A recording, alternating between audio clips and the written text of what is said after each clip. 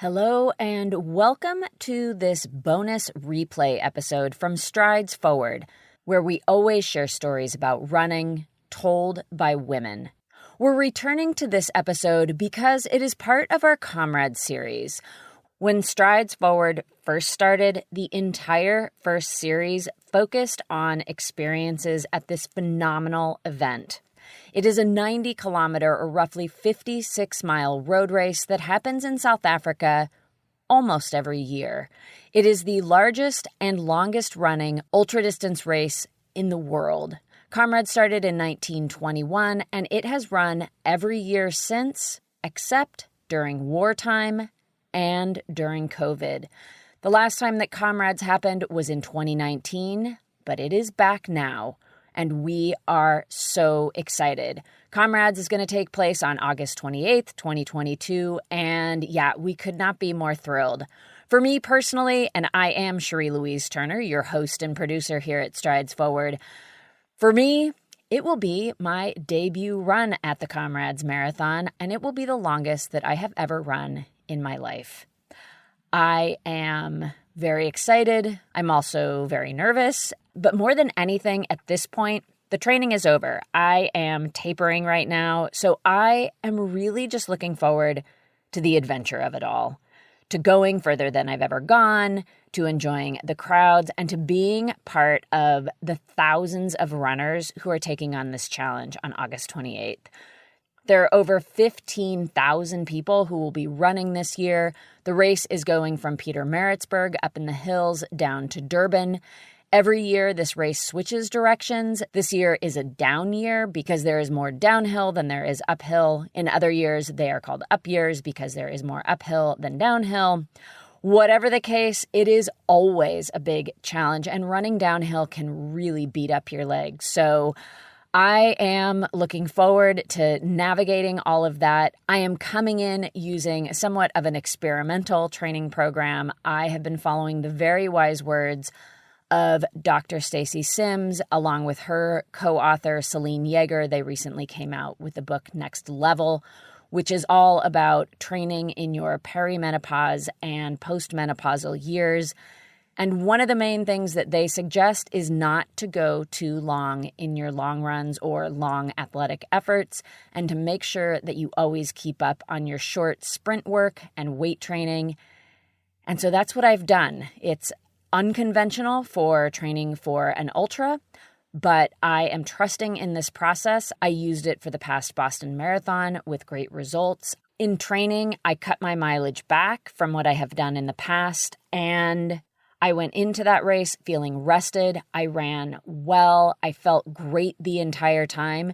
It was not my fastest marathon, but it was faster than what I had run in October, just 6 months previous. And more importantly than anything, I had a really good time. And I am really hoping that the same happens at Comrades. I plan to run very conservatively. I would love to come in under 10 hours, but really, I will be happy to cross the finish line at any point. And at Comrades, that means finishing in under 12 hours. There is a hard cutoff at the 12-hour mark. Even coming in 1 second later, you are diverted to an area that does not cross the finish line. It is at once really, really sad because hundreds of runners do not make it, despite the fact that there are even checkpoints along the way. So these people have made it all the way to the end, but they do not get a finisher's medal. However, for those people who do make it through in under 12 hours, it is very meaningful. And everybody in South Africa has an understanding of what it is to be a Comrades finisher. This event is a national celebration. It's live on TV for the entire 12 hours.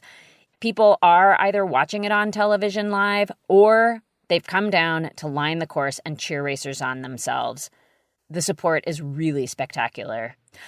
One last note before we get on to Blanche's story is just to let you know that we have a new Comrades episode coming out next week. This features Pat Freeman. She will be lining up on August 28th for her 31st Comrades. And in her story, we hear all about what has kept her coming back for 3 decades to this race. And I also encourage you to go back and listen to our earlier Comrades episodes. We have stories from former race winners, Camille Herron and Ann Ashworth. We have stories of first-timers like Karen Williams, who finished Comrades in 11 hours, 59 minutes, and 59 seconds. Yes, she had 1 second to spare, and her story is fantastic. And more. We have a big variety of women. They're all great stories in and of themselves. And throughout there, I also touch on some of the traditions and history and what makes this race as special as it is. Now, on to Blanche Moila's story. I'm just going to make this short to say Blanche Moila is an icon in South Africa, in running and beyond. She has been a force since the 80s, and I think she is somebody everyone should know about. So, here is her story. Strides Forward. Welcome back to Strides Forward, the podcast of stories about women and running, told one woman at a time. I am Cherie Louise Turner, your host and producer. In this episode, you'll hear the story of a South African running legend who has a strong understanding of how running can be a vehicle for change, inspiration, and self-empowerment. My name is Blanche Moila, and I'm from Durban, which is on the east coast in our beautiful country in South Africa. I'm sure you noticed there's quite a bit of noise in the background here, and what you're hearing is the 2019 Comrades Marathon Race Expo, where I met up with Blanche. And while it wasn't an ideal recording environment, it is relevant.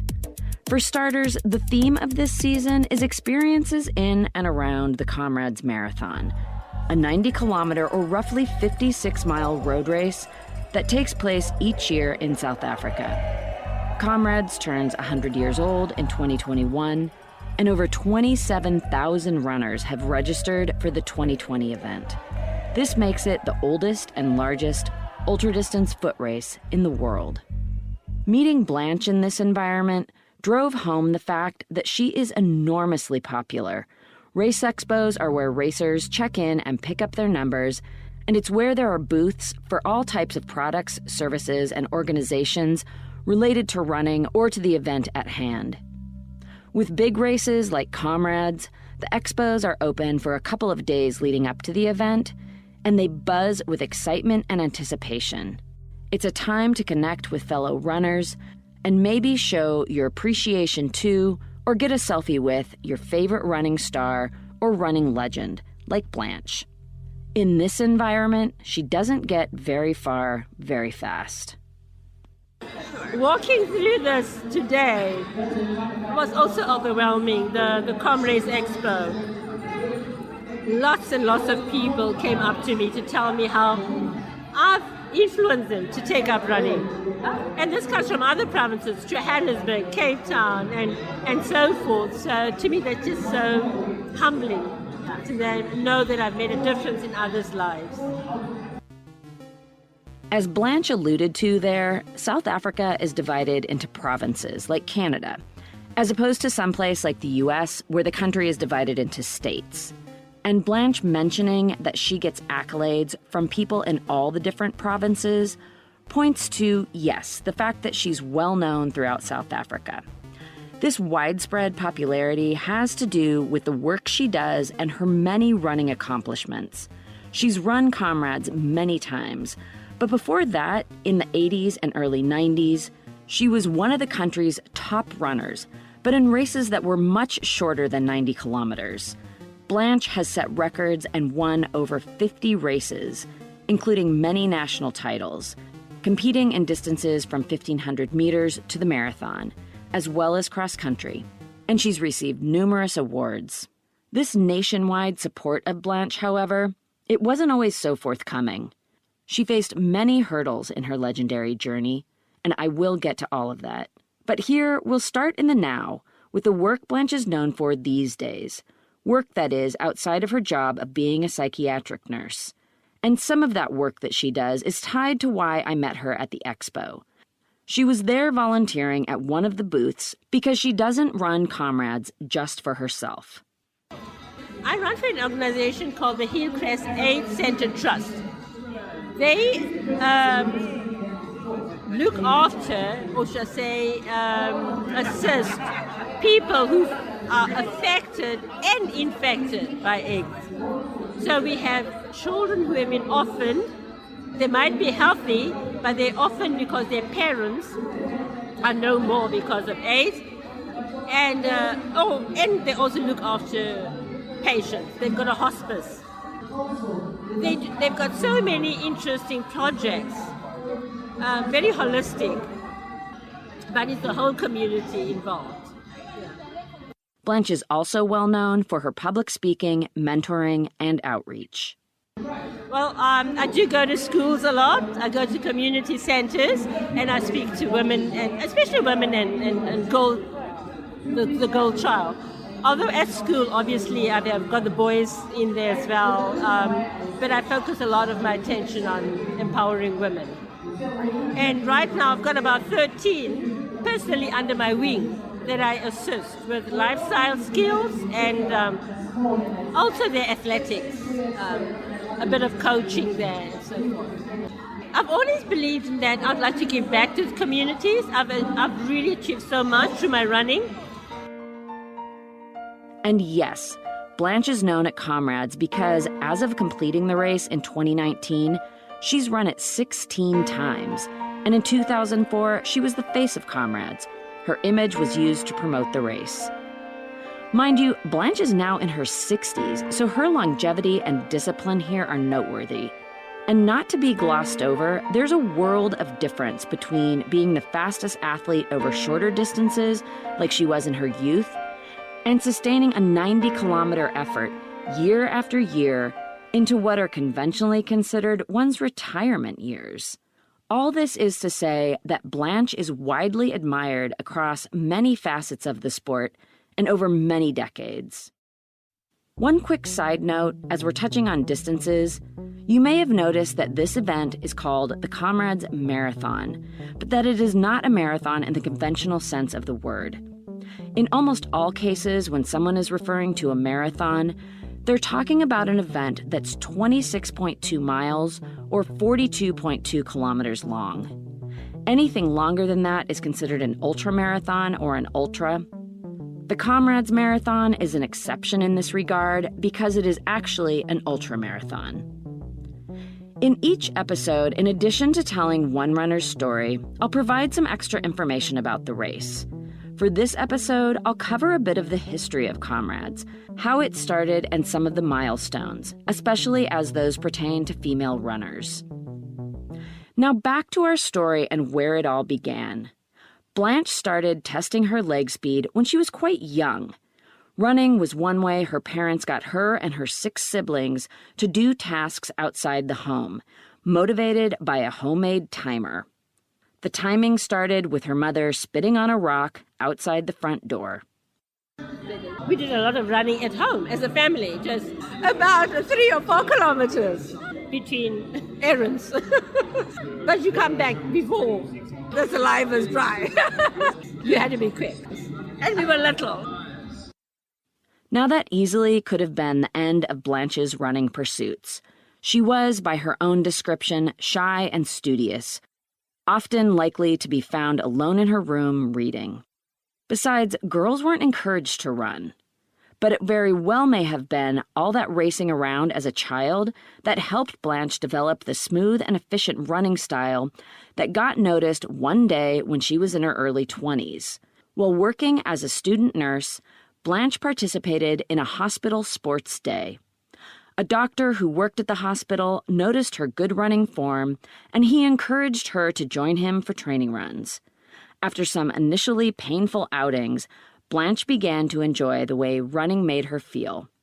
It gave her confidence and a belief in her ability to achieve. And when her training friend encouraged her to enter a local 10K race, she did, coming in 3rd. Blanche realized she had a talent for running fast. But she was also female. Yeah, my community is very conservative, yes. And of course the dress code was a problem for running. But my immediate family were they were understanding that you can wear in a tracksuit. You're expected to run in a tracksuit bottom to compete. But I ran in shorts, and that was acceptable to my immediate family. With that support, I was able to keep my head up and run. And to me, morality is not about your outward appearance. It comes from within. And that's what I was trying to tell those who questioned my dress code, that it's about the inner me, not what you see outside. And you've got to run in attire that is competition friendly. Blanche backed up her insistence on looking like a competitive athlete with the training and determination required to become a seriously competitive athlete. And then in 81, I won my first national title.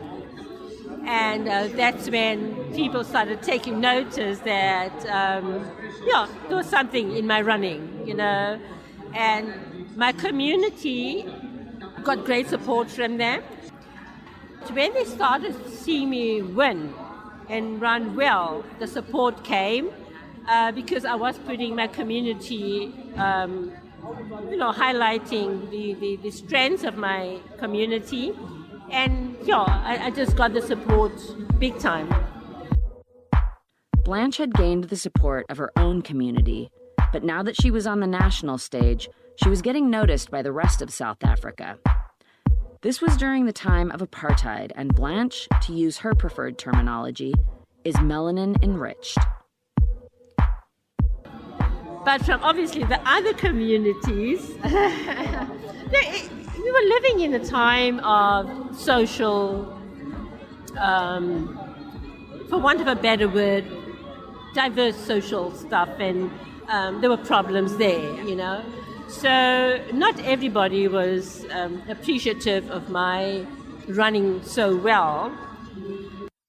Blanche's response to this was simple and extremely effective.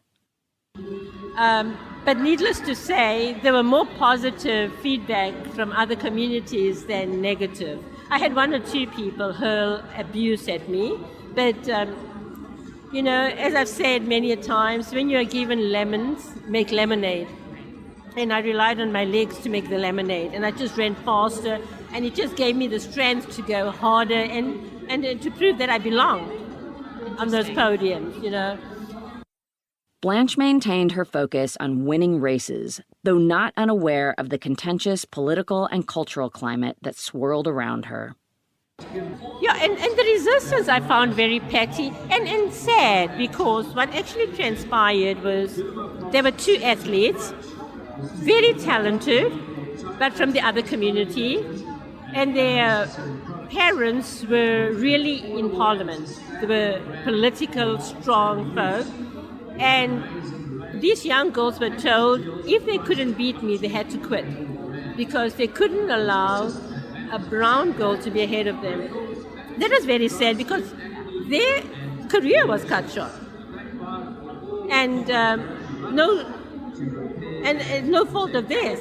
It's just that we come from a very patriarchal society. Whether it's a brown community or a melanin deficient community, a melanin deficient, melanin enriched, I like to use those terms rather. We have a very patriarchal society in South Africa, so these girls had to listen to their parents and quit, because for some reason I always had that little edge above them. Hi, I'm Christina Yerling Biro, host of the podcast Pop Culture Confidential. Join me as I go way behind the scenes with some of the most influential people in entertainment and media. Hear actors such as Succession's Brian Cox talk about his favorite characters to play. There always has to be a mystery. The audience have to be in a situation where they want to know what's going on. Meet studio execs like Pixar chief Pete Docter and learn his secret on how he makes us cry. Emotion is our first language. And so many others who are defining popular culture, from Obama speechwriter David Litt to Top Chef host Padma Lakshmi. We don't often think about food politically, or we don't want to, but it really is. Join me. Search for Pop Culture Confidential wherever you get your podcasts. Time and again, Blanche employed her well-honed ability to turn other people's negativity into her strength. Here she mentions Pretoria, the government capital of South Africa, which means that in the 80s, it was where the heart of the power structure enforcing apartheid was located. Blanche also mentions Afrikaans, which is the language spoken by white South Africans of Dutch descent. Short of being politically correct, the 10-kilometer in 1984, I won in Pretoria. And that was one of the races where there were some Afrikaans-speaking students hurling comments at me, negative comments. And I took strength from that and ran very hard. And I think that is one of the races I'll always remember. That don't feel pity yourself when you get negative comments. Just run the best you can and run as hard as you can. And of course, also rely on the Almighty God, Jehovah, to give you the strength to overcome this negativeness. A sign of the times, when Blanche began racing, there hadn't yet been a black female athlete on the South African national team. And as Blanche makes reference to here, competing on the national level and being on the national team was the greatest goal for South African athletes at the time, because during apartheid, South Africans were banned from international competition. It was also a high achievement for a female runner because women's running in South Africa during this era was fiercely competitive, with Blanche going up against runners such as Colleen de Roock, Sonia Laxton, and Zola Budd. Note here, similar to how in the U.S., people might refer to getting on the national team as earning your stars and stripes, in South Africa, it's called earning or being awarded the Springbok colors, or simply the colors, which are green and gold. The Springbok, by the way, is a medium-sized antelope commonly found in South Africa, and it's the country's national animal. Yes, I did get a phone call from the national body, but also the provincial. My provincial athletic body also notified me, and then I was invited to go to a function in Johannesburg to be awarded these colors. So they've made, really, it was a big celebration. And and I think it was every athlete's desire to wear the green and gold, because that was the what do you call it? The real carrot, the highest that we could achieve in South Africa at the time. Yeah. So yes, Blanche earned her Springbok colors, becoming the first melanin-enriched female to do so.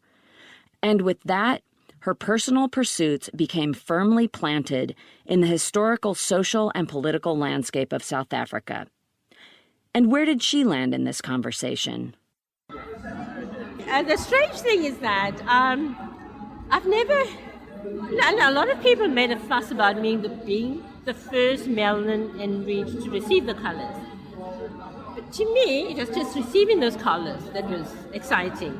I just felt I've done it legitimately, on merit. It wasn't a token.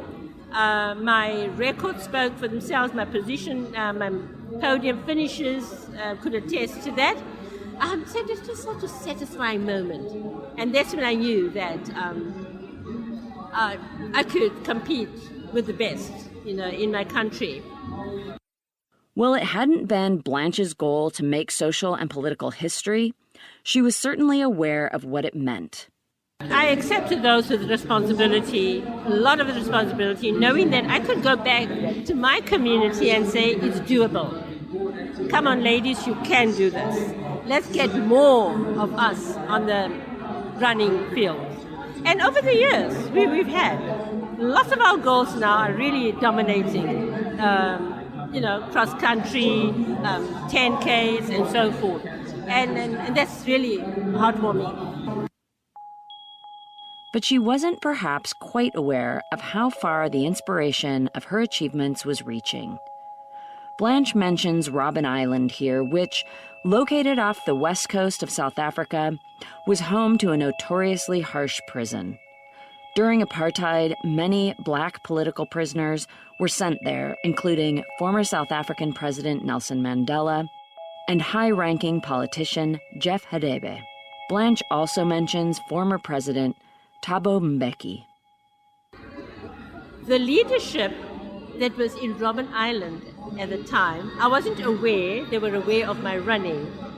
But when they came out of Robben Island, I was informed by the minister, Jeff Radebe first, when he met me, that when they were in Robben Island, I was an inspiration. They knew when I was doing so well that the change was imminent. And at a later stage, I met President Nelson Mandela and Thabo Mbeki at an award ceremony. And once again, they reiterated that I really brought joy. They were so excited when they saw me running that well. That was humbling because I wasn't aware. I wasn't even aware they had TV in Robben Island. That was just such an accolade. So irrespective of the challenges I had, when I got that feedback, I knew that I had done okay. Appreciation for Blanche's achievements spread far and wide, and it especially extended deep into her local community. Also, I find humbling is that the laborer on the road. Every day I walk through my area, in my community, the guys picking up the refuse would come in and positive stuff and just saying how much they appreciate what I'm doing. And the little old lady will come. Oh, I've got to tell you this piece. I was in a supermarket one day, and this elderly lady, well, I'm elderly, but she was much older, walked up to me, put a hand in her chest, and she's dressed not very elegantly, like a regular person, probably financially challenged, but she puts her hand in her breast, takes out 2 rand, hands it over to me and says, in the vernacular, "Mtanam, you do us proud," meaning, my child, you really are doing us proud. Now, to me, that was the greatest gift I could get, from this lady. As Blanche remained focused on using her legs to make lemonade out of lemons, attitudes throughout the country did begin to shift. And over the years, I'm really happy to say I get support from every community. The Afrikaner, the English, the Zulu, the Sotho, the Xhosa, the Pedi, every community in South Africa is behind me, and I appreciate that. Now, while Blanche had gained support in all the many provinces of South Africa, and she'd become an inspiration to people from many varied walks of life within her own immediate community and beyond, while she'd given hope to future world leaders and earned her place on the national team by being one of the best South African female runners of her time, in many distances, winning dozens of races and several national championship titles, breaking down racial barriers all along the way, while she'd done all of that, there was one glaring absence in Blanche's list of accomplishments. I'm a local girl, very local, Durban. Comrades is a KZN event, the Durban event. And for many years I was doing well in middle distance, but people in my community kept saying, "You're not a runner until you do Comrades." And I couldn't understand that. But now I can relate to what they were alluding to. What people are alluding to is that Comrades has its own unparalleled significance, and it's difficult to explain. Promotional messaging for the race begins to capture what makes Comrades so meaningful. This endurance event holds a very, very special place in many people's hearts. There really is something about the immense discipline, the meticulous planning, and the incredibly strong focus, gritty determination, and just sheer crazy perseverance that goes into pursuing a goal like running the Comrades. And somehow it just stirs up that incredible human spirit.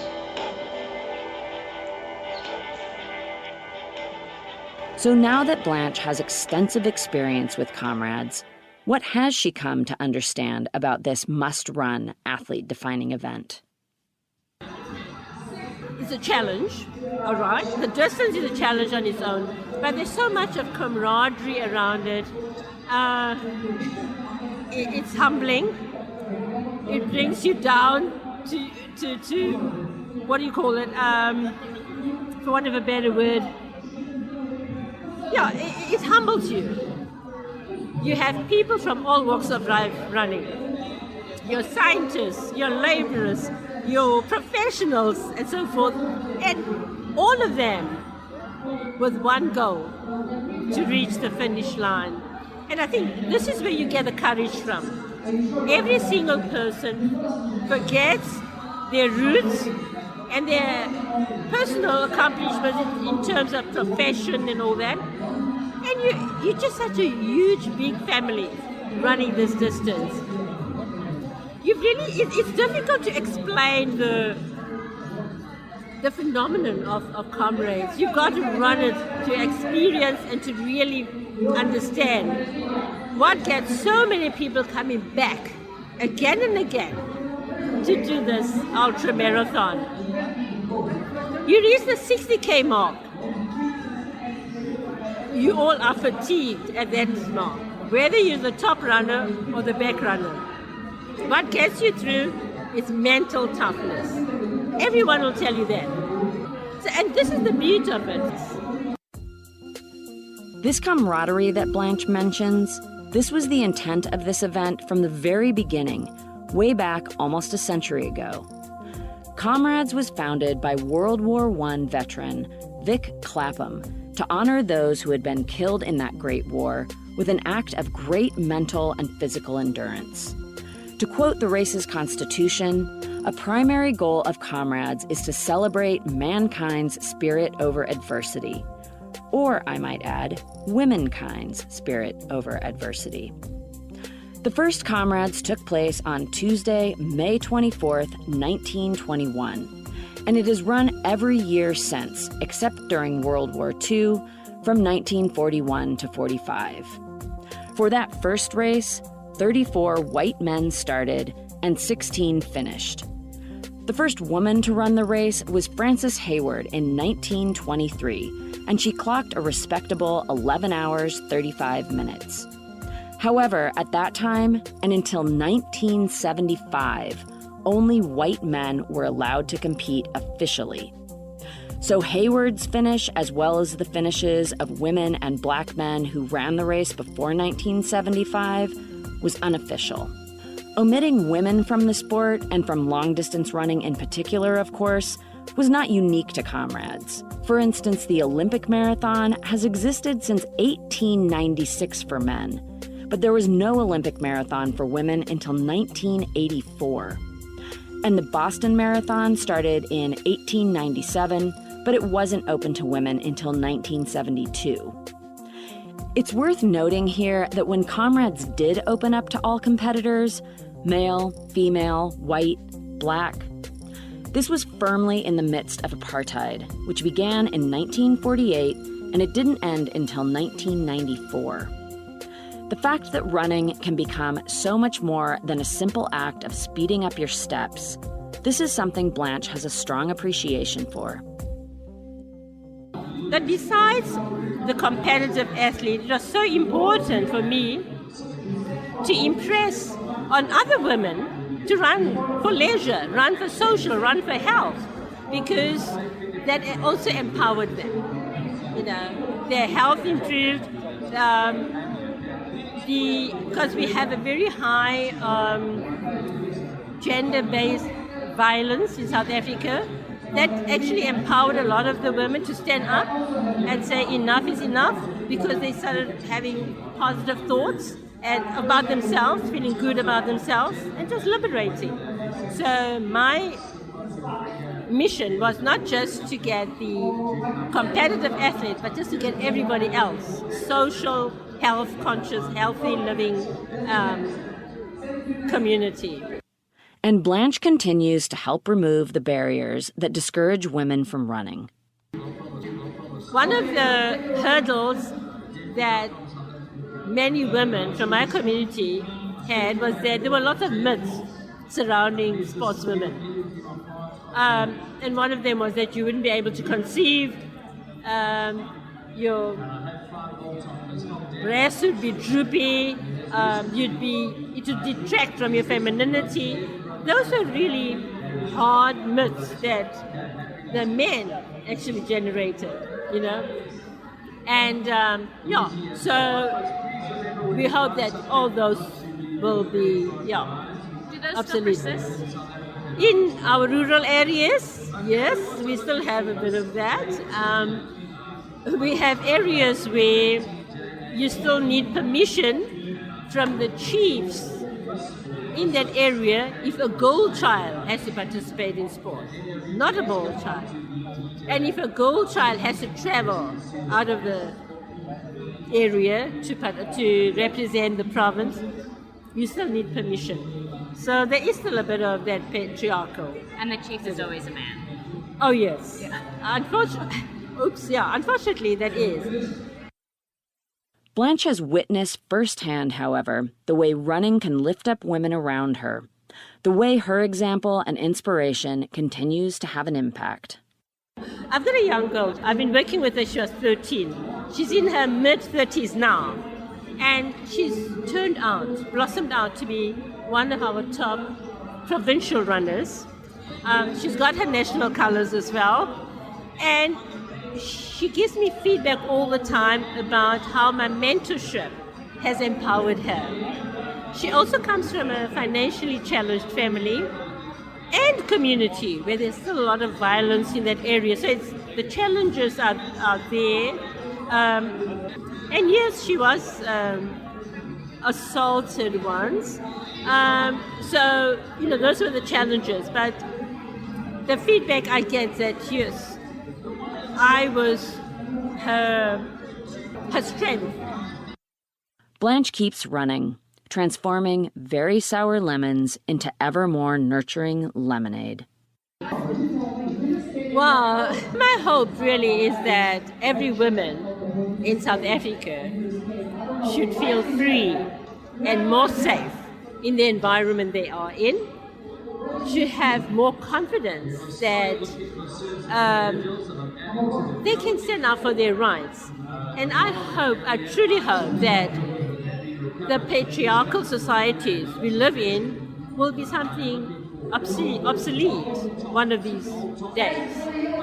That we should respect one another. And yes, girls can play sport too. This concludes Blanche's story. You can learn more about this episode or about Strides Forward by visiting stridesforwardpodcast.com. I recommend several resources on the website that are related to women and running. And each episode after the story, I choose one of those resources to highlight. The recommended resource for this episode is Women's Running Magazine. This publication touches on all aspects of the running lifestyle, from racing and training to nutrition, gear, and inspiration, as well as covering some of the competitive side of the sport, the runners, events, and news. And it includes writing by such award-winning journalists as Aaron Strout, who received the 2019 Excellence in Running Journalism Award from the Roadrunners Club of America. I encourage you to please stay in touch. You can reach me through the website, and I'm also active on Twitter under the name @StridesForward. I welcome all feedback, questions, and community-building efforts and suggestions. Thank you to Blanche Moila for sharing her story. Blanche was one of the few runners I've gotten to interview in person, and I'm really appreciative of her sitting down with me during an extremely busy time.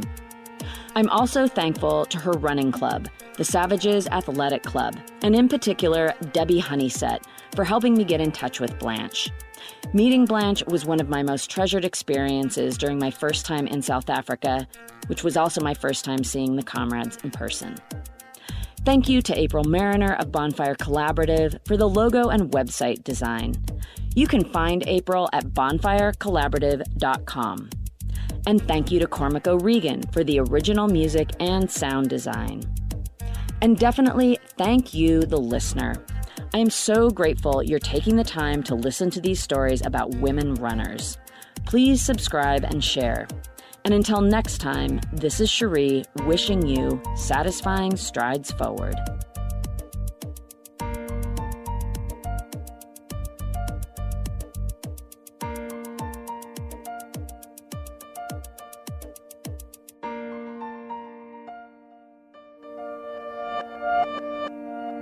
Strides forward. Hi, I'm Christina Yerling Biro, host of the podcast Pop Culture Confidential. Join me as I go way behind the scenes with some of the most influential people in entertainment and media. Hear actors such as Succession's Brian Cox talk about his favorite characters to play. There always has to be a mystery. The audience have to be in a situation where they want to know what's going on. Meet studio execs like Pixar chief Pete Docter and learn his secret on how he makes us cry. Emotion is our first language. And so many others who are defining popular culture, from Obama speechwriter David Litt to Top Chef host Padma Lakshmi. We don't often think about food politically, or we don't want to, but it really is. Join me. Search for Pop Culture Confidential wherever you get your podcasts.